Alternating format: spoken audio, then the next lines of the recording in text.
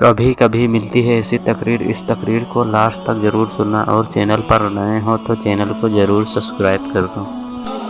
لیکن یہ بھی بتاؤں، آج کل لوگ یہ کہتے ہیں کہ مزاروں پر جانا بدعت ہے اور قبروں پر نہیں جانا چاہیے۔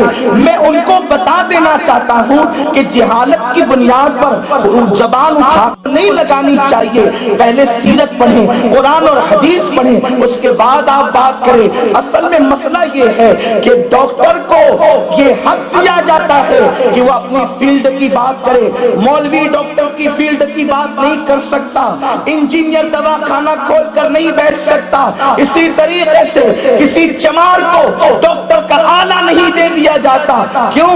اگر وہ چمار ڈاکٹر کا آلہ لے لے، لوگ کہیں گے تو اپنی اوقات سمجھ، کیونکہ تو چمار ہے، تو کلینک نہیں سنبھال سکتا۔ اگر تو کلینک لے کر کے بیٹھے گا تو لوگ مر جائیں گے، تو لوگوں کو تباہ کر دے گا۔ چمار کا کام جوتے سینا ہے، ڈاکٹر کی کلینک سنبھالنا نہیں ہے۔ لیکن مجھے افسوس اس بات پر ہوتا ہے، ڈاکٹر کے علم کے حوالے سے صرف ڈاکٹر گفتگو کر سکتا ہے، ڈاکٹر کی فیلڈ کے حوالے سے صرف ڈاکٹر باتیں کر سکتا ہے۔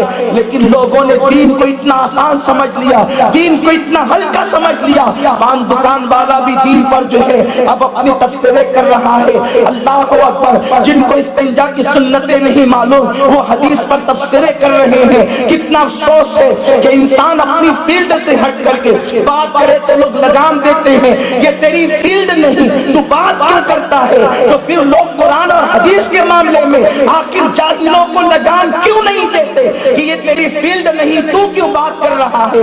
اس کا حق تو انہی لوگوں کو ہے جنہوں نے رات و دن جاگ جاگ کر کے قرآن کے علوم سیکھے ہیں، حدیث کے علوم سیکھے ہیں۔ کوئی علم والا جس نے واقعی قرآن پڑھا ہو اور قرآن میں یہ آیت پڑھی ہو، اِنَّا رحمت اللہ قریب من المحسنین، بے شک اللہ کی رحمت اس کے ولیوں کے قریب ہے، کبھی بھی مزار پہ جانے کا منکر نہیں ہو سکتا۔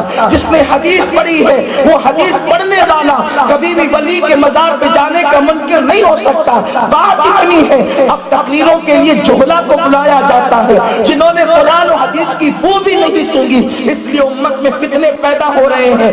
آج یہ میں تمہیں بتاؤں، مزار پر جانا بدعت نہیں ہے۔ میرے آقا علیہ السلام کا زندگی کا پہلا سفر اگر ہوا ہے تو وہ ایک ولی کی مزار کی حاضری کے لیے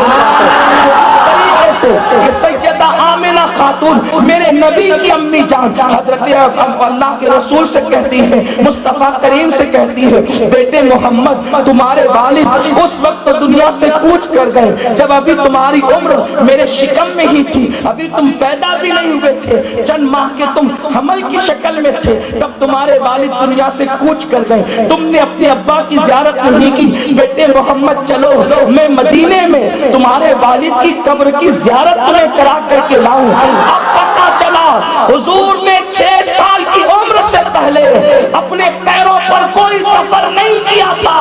آقا کا زندگی کا سب سے پہلا سفر سید